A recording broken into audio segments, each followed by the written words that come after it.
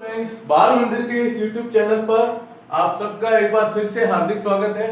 आज हम शुरू करने जा रहे हैं इस पाठ का लास्ट पॉइंट टॉपिक है, जिसे नाम दिया गया है आवर्तता। आवर्तता का मतलब होता है पीरियोडिटी। पीरियोडिटी क्या होती है कि हमने जो अभी आवर्त सारणी पढ़ी है, इस आवर्त सारणी के अंदर दो चीजें ली थी, आपको है ना पता है। एक आया था ये ऊर्ध्वाधर स्तंभ खाने, है ना, ये यूं, जिसे अपन बोलते हैं वर्ग। क्या नाम बोलते हैं? वर्ग। ठीक है। और एक होता है ये क्षैतिज खाना। ये क्षैतिज खाने होते हैं, यूं लंबा चलते हैं अपन। ये वर्ग तो चलते हैं ऊपर से नीचे, और ये क्षैतिज खाने होते हैं जिसे अपन क्या कहते हैं? आवर्त। क्या नाम कहते हैं? आवर्त।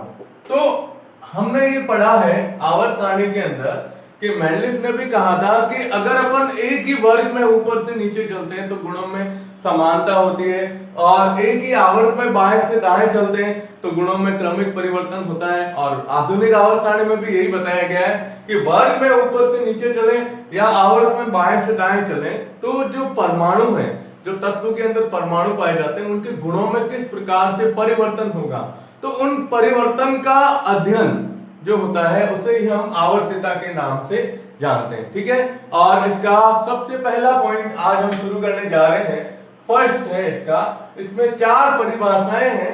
पहली परमाणु त्रिज्या, एक आयनन विभव, इलेक्ट्रॉन बंधुता, विद्युतता। ठीक है, मुख्य रूप से ये, और एक साथ में दिया गया संयोजकता के नाम से। ठीक है ना। और लास्ट में पॉइंट था धात्विक और अधात्विक गुणधर्म क्या होते हैं। तो फर्स्ट पॉइंट हम शुरू कर रहे हैं जिसका नाम है परमाणु त्रिज्या। क्या नाम देते हैं अपन? परमाणु त्रिज्या, एटॉमिक रेडियाई। Atomic radii. ठीक है। अब होता क्या है कि भाई आपने भी पढ़ा है कि पदार्थ का वह सूक्ष्मतम कण, छोटे से छोटा कण जिसे आगे विभाजित नहीं किया जा सकता, उसे अपन क्या कहते हैं? परमाणु कहते हैं, है ना। लेकिन अब देखो आप कि परमाणु इतना छोटा है, इतना सूक्ष्मतम कण है, तो क्या उसकी परमाणु त्रिज्या निकालना संभव है या नहीं? नील्स बोर ने बताया था कि भाई इसकी परमाणु त्रिज्या हम बता सकते हैं, निकाल सकते हैं। तो परमाणु त्रिज्या कहते किसे हैं? सबसे मेन चीज तो ये आती है, इसकी परिभाषा आपको ध्यान में रखनी है। तो इसके लिए अपन एक छोटा सा डायग्राम बताते हैं कि जो परमाणु का नाभिक होता है, नाभिक के अंदर क्या पाए जाते हैं? प्रोटॉन और न्यूट्रॉन। तो परमाणु के अंदर ये कक्षाएं होती है ना, के, एल, फिर एम, फिर एन, अलग अलग कक्षा कह सकते हो, ऊर्जा स्तर कह सकते हो। तो किसी भी परमाणु के सबसे बाह्यतम कोश के इलेक्ट्रॉन, जैसे मान लो ये है, यहां पर कोई इलेक्ट्रॉन है सबसे बाह्यतम कोश का, तो परमाणु के सबसे बाह्यतम कोश के इलेक्ट्रॉन से नाभिक के बीच की दूरी, यानी हम बताएंगे ना तो इसको इस प्रकार से बताएंगे, ये परमाणु का नाभिक और ये इलेक्ट्रॉन, इन दोनों के बीच की जो दूरी है उसे परमाणु त्रिज्या के नाम से जाना जाता है। ठीक है ना। तो क्या परिभाषा लिखते हैं अपन? किसी उदासीन परमाणु के सबसे बाह्यतम कोश के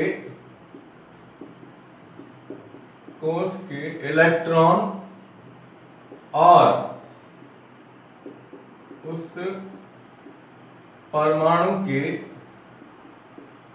नाभिक के बीच की दूरी, नाभिक के बीच की दूरी को, नाभिक के बीच की दूरी को क्या नाम दिया गया है? परमाणु त्रिज्या कहा जाता है। क्या कहा जाता है? परमाणु त्रिज्या कहा जाता है। ठीक है, ये इसकी परिभाषा है। अब आप इसका चित्र अगर सिंपल वे में चित्र बताना चाहो तो ये तो चलो ये बताया था, नहीं तो ये बता दो, प्रोटॉन न्यूट्रॉन, और मान लो ये एक कक्षा है जिसके अंदर इलेक्ट्रॉन क्या कर रहा है? चक्कर लगा रहा है। तो इलेक्ट्रॉन और नाभिक के बीच की दूरी, यानी यहां से यहां, ये ना, ये दूरी जो होती है इसको ये क्या कहते हैं? परमाणु त्रिज्या कहा जाता है। ये है इसकी परमाणु त्रिज्या, एटॉमिक रेडियाई के नाम से जानी जाती है। अब किसी के अंदर K होता है, किसी में L। जैसे जैसे इलेक्ट्रॉन की संख्या बढ़ती है वैसे वैसे परमाणु त्रिज्या भी क्या होती जाती है, बढ़ती जाती है। तो उसी तरीके से इसमें बताया गया है। और इसका मापन जो होता है परमाणु त्रिज्या को हम, त्रिज्या जो होती है इसको एंगस्ट्रॉम, A0 एंगस्ट्रॉम, ठीक है, या पिकोमीटर, PM पिकोमीटर, या इससे भी छोटा NM नैनोमीटर, क्या कहते हैं, नैनोमीटर, इसके द्वारा मापा जाता है। ये इसकी इकाई है, परमाणु त्रिज्या की इकाई, यानी इसके द्वारा इसको मापा जा सकता है। क्योंकि बहुत ही सूक्ष्मतम कण होता है तो सूक्ष्मतम कण के कारण इसको इस प्रकार से प्रदर्शित करते हैं, ठीक है। तो ये परमाणु त्रिज्या की परिभाषा है। अब हम लेंगे इसमें आवर्तता किस प्रकार से प्रदर्शित की जाती है वर्ग में और आवर्त के अंदर। तो आप जल्दी से इसका स्क्रीनशॉट ले लो। ओके, अब देखो आप, अब हम लेते हैं इसकी आवर्तता। आवर्तता क्या होती है परमाणु त्रिज्या के अंदर। तो हम ये कहते हैं कि वर्ग जो होता है, वर्ग में ऊपर से नीचे जाते हैं तब परमाणु त्रिज्या क्या होगी, और आवर्त में बाएं से दाएं जाएंगे तो परमाणु त्रिज्या पर क्या प्रभाव पड़ता है। बस ये चीज आपको इसमें विशेष तौर पे ध्यान में रखनी है, ठीक है ना। चलिए देखिए, ये है वर्ग, ठीक है। अब हम जैसे यहां लेते हैं आवर्तता। तो आवर्तता में किसकी आवर्तता ले रहे अपन, परमाणु त्रिज्या की। तो आवर्तता में ये कहा गया है कि वर्ग में, अभी मैं अपन पहले ये लाइन लिख देंगे फिर आपको बताऊंगा उदाहरण के द्वारा कि कैसे ये परिवर्तन होता है, ठीक है। तो वर्ग में ऊपर से नीचे जाने पर, नीचे जाने पर परमाणु के कोष में वृद्धि होने से, परमाणु के कोष में वृद्धि होने से परमाणु के बाह्यतम कोष से नाभिक के बीच की दूरी, नाभिक के बीच की दूरी, नाभिक के बीच की दूरी बढ़ने से परमाणु त्रिज्या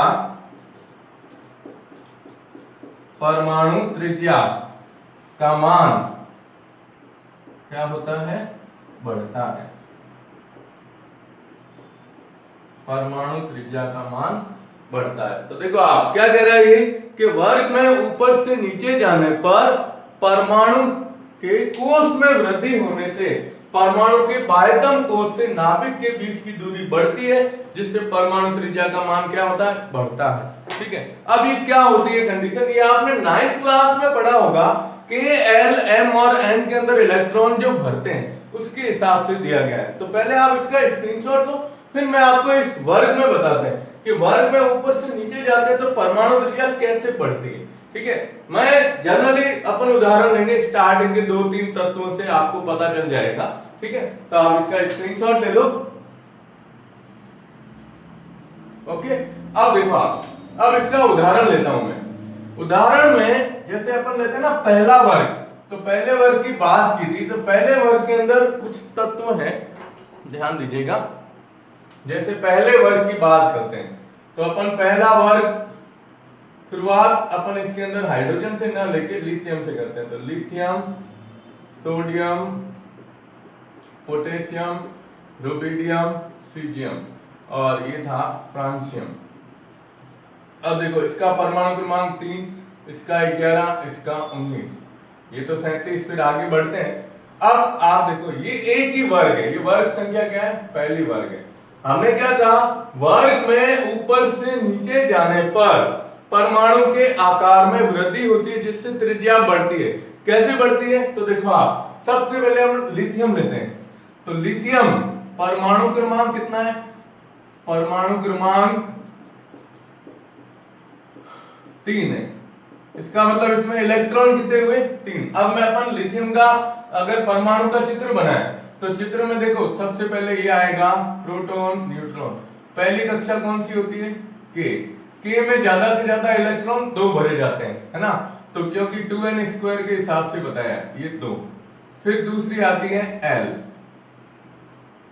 पहली के अंदर 2 और L के अंदर कितना 1 इलेक्ट्रॉन। कितने कोष हुए ये L के अंदर कितने कोष हुए 2 कोष, ठीक है।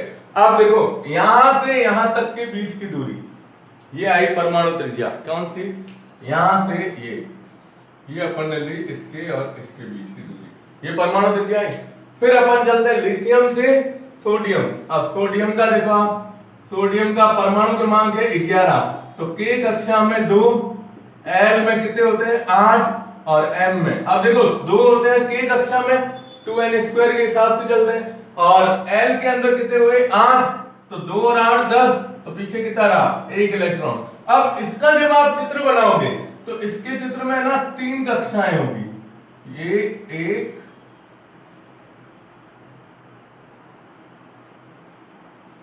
ये प्रोटॉन और न्यूट्रॉन, ये पहली कक्षा के, फिर एल और फिर क्या होगी एम। देखो इसमें 3 कक्षाएं बढ़ जाएगी, मतलब ये होता है हम इसको इस प्रकार से दर्शाते हैं। देखो आप कि जैसे सबसे पहले परमाणु का नाभिक बनाया प्रोटॉन और न्यूट्रॉन। अब पहली कक्षा कौन सी है के। अब के में कितने इलेक्ट्रॉन है 2 इलेक्ट्रॉन, तो ये के अंदर भर दो आप 2 इलेक्ट्रॉन। देखो यहाँ 2 कक्षाएं और यहाँ कितनी है 3 है, ठीक है। फिर आया एल, तो एल में अपन भरते हैं कितने हैं 8, तो 1 ये 2 ये 3 ये 4 5 6 7 और 8, ये के और ये एल। अब तीसरी कक्षा कौन सी है एम, तो ये लास्ट कक्षा आएगी कौन सी एम। एम के अंदर कितना है 1 इलेक्ट्रॉन। अब देखो आप, अब इसमें परमाणु त्रिज्या निकालनी है, तो इसकी परमाणु त्रिज्या कैसे बताओगे, तो ये नाभिक से बाह्यतम कोष के बीच की दूरी। इसमें देखो यूं बताना है कि लिथियम के अंदर के और एल होता है, ठीक है, और सोडियम के अंदर के एल और एम होता है। क्या होता है के एल और एम। अब जैसे आप इसमें आओगे किसमें पोटेशियम के अंदर, तो इसमें इलेक्ट्रॉन थे 3, इसमें इलेक्ट्रॉन 11 और इसमें 19 है, तो अब इसमें जब भरेंगे तो इलेक्ट्रॉन यूं भरे जाएंगे 2 8 8 और 1, कितने हुए देखो 2 और 8 10, 10 और 8 18 और 1 19। अब इसमें कितने हो जाएंगे, तो के अंदर 2, एल के अंदर 8, एम के अंदर 8 और एन के अंदर 1, यानी इसमें 2 कक्षक थे, कितने 2, और इसमें कक्षकों की संख्या आई 2 कोष की या कक्षक, इसमें आ गए 3 और इसमें आएंगे 4, फिर ऐसे आगे। अब जब कोष बढ़ता है तो कोष बढ़ने से नाभिक से बाह्यतम कोष के बीच की दूरी क्या होती जाएगी बढ़ती जाती है, इसीलिए कहते हैं परमाणु त्रिज्या बढ़ती है। परमाणु का आकार ऊपर से नीचे जाने पर, वर्ग में ऊपर से नीचे जाते हैं तो कोष में वृद्धि होने के कारण परमाणु के आकार में क्या होती है वृद्धि होती है, ठीक है। तो आप इसका स्क्रीनशॉट ले लो, ओके। और अब हम लेते हैं आवर्त की बात करते हैं। तो आवर्त की बात करने से पहले इसमें एक चीज और बता देता हूं, वो ये थी कि एक वर्ड आएगा नाभिकीय आकर्षण बल, प्रभावी नाभिकीय आकर्षण बल। वो क्या होता है, तो प्रभावी नाभिकीय आकर्षण बल वास्तव में जो चीज होती है वो ये है कि है ना, नाभिक जो होता है, नाभिक से बाह्यतम कोष के इलेक्ट्रॉन जो होते हैं उसके ऊपर लगने वाला बल, क्योंकि नाभिक के अंदर क्या पाए जाते हैं प्रोटॉन और इलेक्ट्रॉन है, तो विपरीत आवेश एक दूसरे को क्या करते हैं आकर्षित करते हैं, है ना, एक दूसरे को आकर्षित। तो नाभिक के द्वारा कुछ बल इलेक्ट्रॉन के ऊपर लगाया जाता है, तो उसको अपन आकर्षण बल के नाम से, नाभिकीय आकर्षण बल के नाम से जानते हैं, ठीक है। अब आवर्त की बात जब होती है तो आवर्त की बात में आपको ध्यान में रखना है, पहले हमने लिया था वर्ग, अब लेते हैं आवर्त। तो आवर्त में ये कहा गया है, यूं चलते हैं बाएं से दाएं, तो एक ही आवर्त में बाएं से दाएं जाने पर, बाएं से दाएं जाने पर, अब यहां वर्ड दे रहा हूं, प्रभावी नाभिकीय आकर्षण बल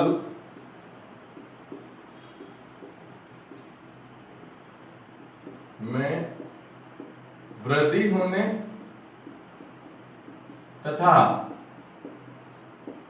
एक ही कोष में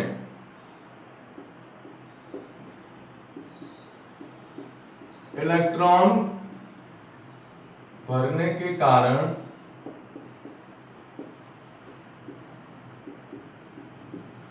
परमाणु त्रिज्या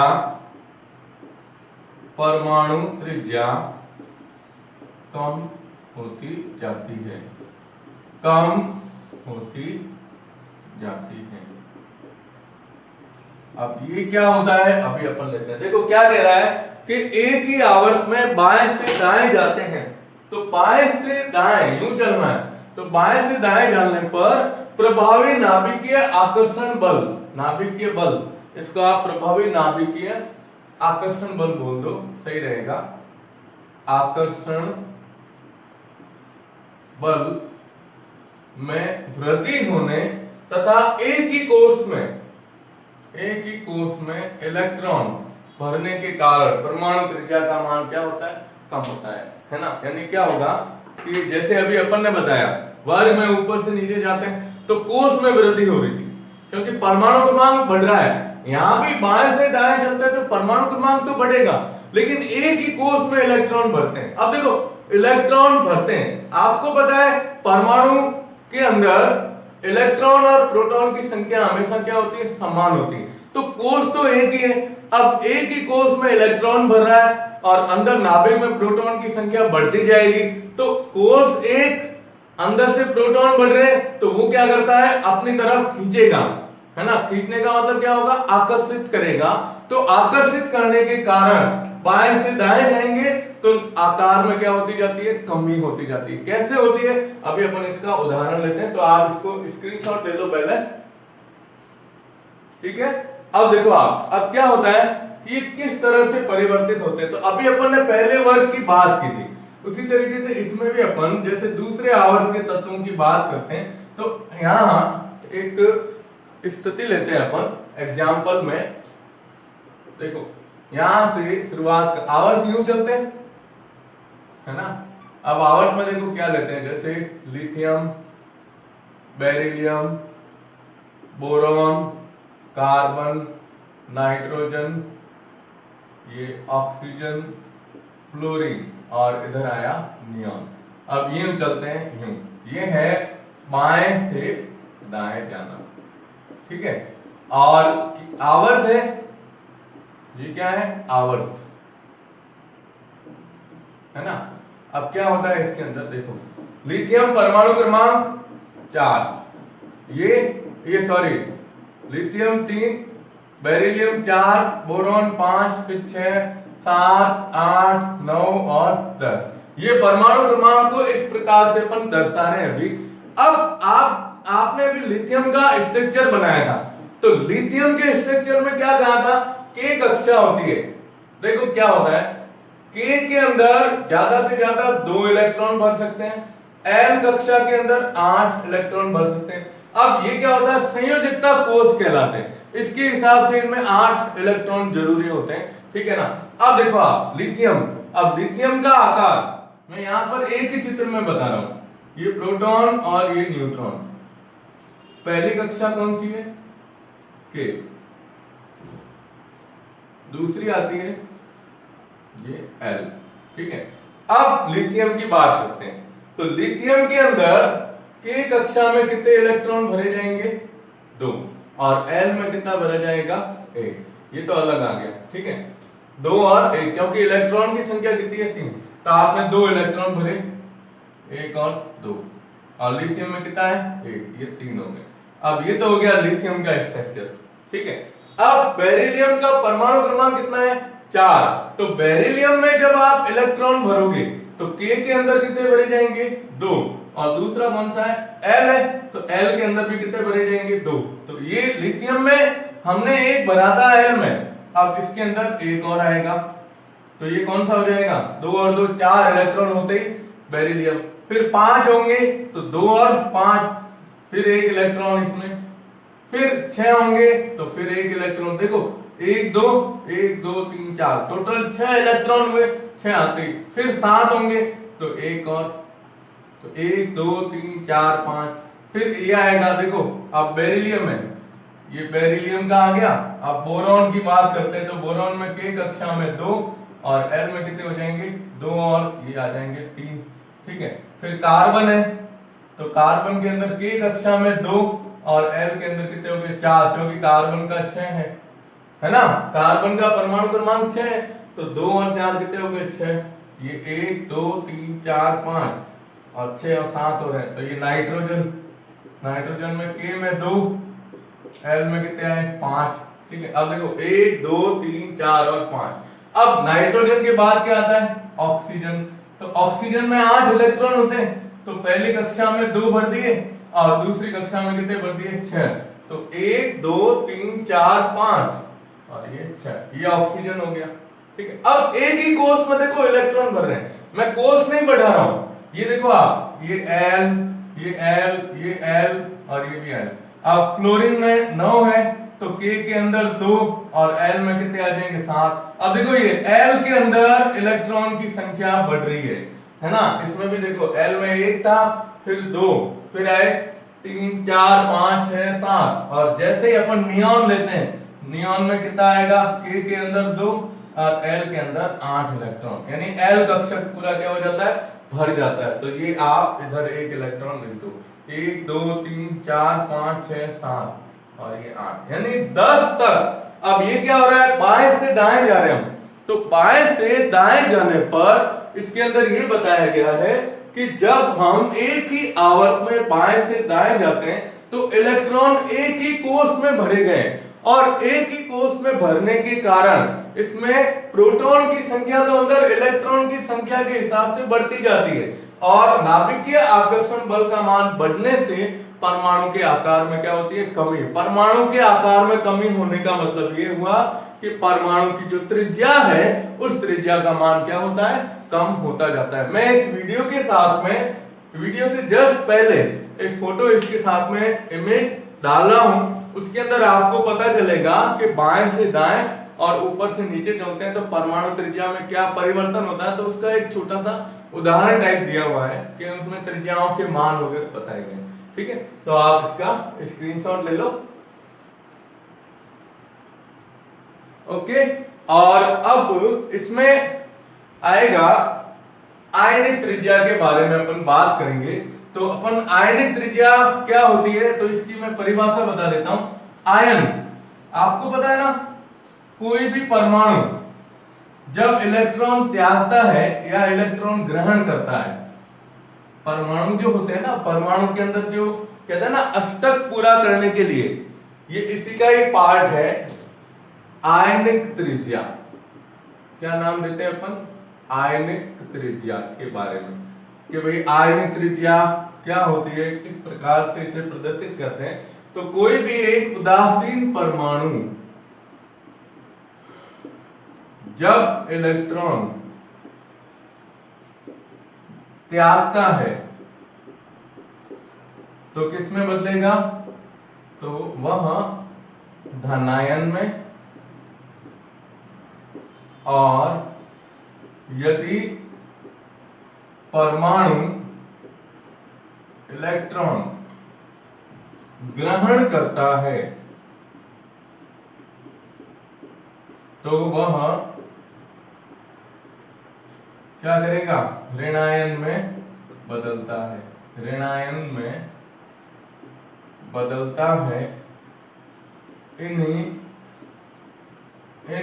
आयनों की त्रिज्या को ही, इन आयनों की त्रिज्या को ही क्या कहते हैं, आयनिक त्रिज्या कहते हैं। क्या कहते हैं, आयनिक त्रिज्या कहते हैं, ठीक है। अब जैसे उदाहरण लेते हैं अपन, जैसे मान लो देखो सोडियम है, है ना। तो सोडियम का परमाणु क्रमांक 11 है, तो सोडियम की कक्षा में 2, L में कितने हो गए 8 और M के अंदर कितना है 1, 2 8 1 है। अब ये एक इलेक्ट्रॉन त्यागेगा, एक इलेक्ट्रॉन क्या कर रहा है त्याग रहा है, तो एक इलेक्ट्रॉन निकलते ही ये सोडियम किसमें परिवर्तित होगा, देखो इसमें इलेक्ट्रॉन की संख्या 11 थी, जैसे इसने एक इलेक्ट्रॉन त्यागा तो ये धनायन में बदल जाता है Na+ में। अब इसमें आ जाएगा 2 और 8। ये इस तरह से बताते हैं अपन, देखो इसको यूं बताते हैं कि सोडियम है ना, सबसे पहले ये तो परिभाषा हो गई। अब एग्जांपल में जैसे अपन सॉरी Na, ठीक है, Na का परमाणु क्रमांक 11, यानी इसमें इलेक्ट्रॉन होते हैं 2 8 और 1, ठीक है। अब इसने एक इलेक्ट्रॉन त्यागा तो ये किसमें बदल गया Na+, ठीक है, और प्लस एक इलेक्ट्रॉन इसने त्याग दिया तो ये बन जाएगा धनायन के अंदर, किसमें बदला धनायन। तो अब इसमें इलेक्ट्रॉन कितने हो गए 2 और 8, पहले इलेक्ट्रॉन की संख्या 11 थी, फिर इलेक्ट्रॉन की संख्या कितनी हो गई 10, तो ये धनायन बदल गया, ठीक है। उसी तरीके से अपन ऋणायन लेते हैं, तो ऋणायन में जैसे क्लोरीन, क्लोरीन का परमाणु क्रमांक होता है 17, ठीक है, तो उसमें जब इलेक्ट्रॉन बताते हैं तो 2 8 और 7, ये आपने 9th में पढ़ा है ना। अब ये क्या करता है एक इलेक्ट्रॉन ग्रहण करेगा तो ये बनाएगा Cl- यानी ऋणायन। अब इसमें इलेक्ट्रॉन की संख्या जब आप बताओगे ना तो ये आ जाएगी 2 8 और 8, ठीक है। तो ये धनायन बना, ये ऋणायन बना। कोई भी परमाणु जब इलेक्ट्रॉन त्यागता है या ग्रहण करता है तो उस समय उसके अंदर क्या होता है आयन बनते हैं। अब वो चाहे इलेक्ट्रॉन त्यागेगा तो धनायन बनता है और इलेक्ट्रॉन ग्रहण करता है तो किसमें बदलता है ऋणायन में। अब इन्हीं आयनों की त्रिज्या को अपन क्या कहते हैं आयनिक त्रिज्या के नाम से जानते हैं। अब इन आयनिक त्रिज्याओं में क्या होगा इसके बारे में अपन नेक्स्ट लेक्चर के अंदर बात करेंगे, पहले आप इसका स्क्रीनशॉट ले लो, ओके। अब इसमें हम पढ़ेंगे नेक्स्ट लेक्चर के अंदर कि एक धनायन का आकार और उदासीन परमाणु का आकार और एक उदासीन परमाणु और एक ऋणायन, इन दोनों के आकार में क्या परिवर्तन होते हैं, किसका आकार बड़ा होता है किसका आकार छोटा होता है, और सेकंड पॉइंट इसका लेंगे आयनन विभव, ठीक है। तो आप बाल मंदिर के इस YouTube चैनल को ज्यादा से ज्यादा सब्सक्राइब कीजिएगा। धन्यवाद।